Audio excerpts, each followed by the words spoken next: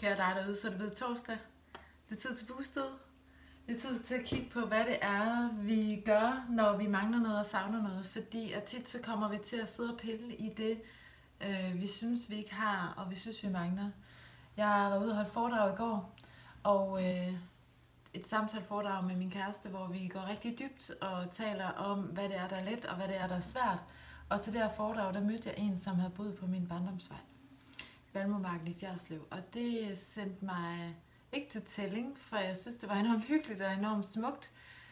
Men jeg kunne også mærke det, jeg lige pludselig savnede fra min lille, skønne nordjyske by, helt ud til Vesterhavet, hvor alt var trygt og rart, og hvor jeg havde min mor og min far, og hvor alt var tæt på idyll, fordi det var så ægte.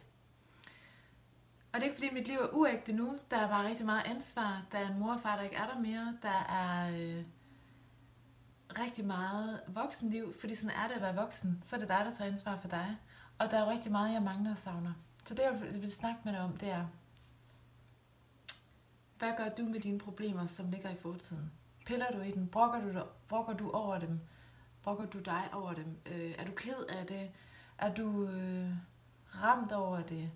Eller kan du kigge på din sårbarhed og en styrke og tænke, ja, det har jeg med mig i bagagen, men nu prøver jeg at lave en investering i forhold til det.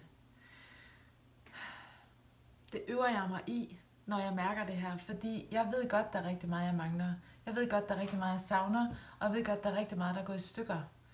Men hvad kan jeg gøre ved det? Jeg kan ikke fikse det, der er væk. Jeg kan ikke sidde og skrige lang tid nok til, at det skal komme tilbage, men jeg kan vælge at investere fremad. Så hvis jeg mangler det, jeg ikke havde i går, hvad kan jeg så gøre i dag for at få skabt noget i morgen? Og det tænker jeg rigtig meget over. Altså, når jeg mangler mine forældre for eksempel, hvilke forældre vil jeg så selv være?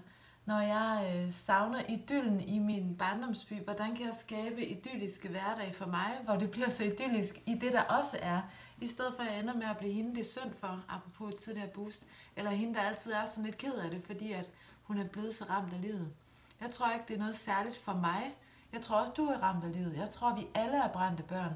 Og jeg tror, hvis jeg fik dig ind i mit terapirum, så kunne jeg i løbet af 10 minutter få dig gjort rigtig, rigtig ked af det, ved at sidde og bøvle i det, der ikke virker i dit liv, eller trække dig tilbage i fortiden i en smerte, som du ikke har fået forløst.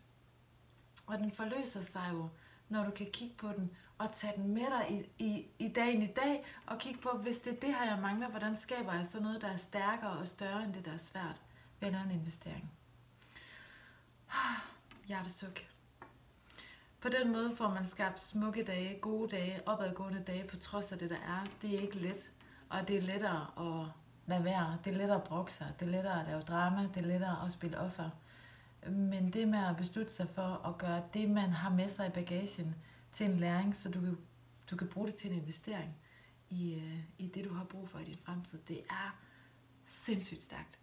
Det ønsker jeg for mig i dag. Hvad ønsker du for dig i dag? Måske kan du bruge det her boost til også at tænke, jeg skal slippe det her, og så skal jeg gå ud og lave den her investering. Eller måske skal du holde op med at stå og pille i det, der ikke virkede i går, og så bare flytte fokus til det, der kan virke i dag, så du får en bedre dag i morgen. Altså, det er op til dig, det er op til mig. Gå ud og skab den her torsdag, så god som du overhovedet kan. Du skal gøre det, jeg skal gøre det for mig, du skal gøre det for dig. Lad os gøre det. Hver for sig, men dog sammen, i en viden om, at det er os selv, hver især, der skal knække koden til den gode dag. Gå ud og tag den.